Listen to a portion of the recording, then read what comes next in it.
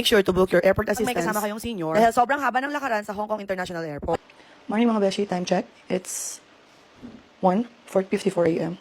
and we're getting ready. Pupunta tayo ngayon sa airport. Grabe sobrang aga. Fit check lang tayo. Ayan. Pants from TikTok. Very, very mom pants lang para kahit anong galaw mo. Ayos na ayos. And shirt from TikTok as well. And magko-crocs lang ako mamaya. Siyempre para mabilis na magpalit ng sapatos. 10 kami magta-travel ngayon, kaya medyo kinakabahan ako kasi alam mo naman sa immigration. Hopefully talaga walang maging aberya. Pas na immigration.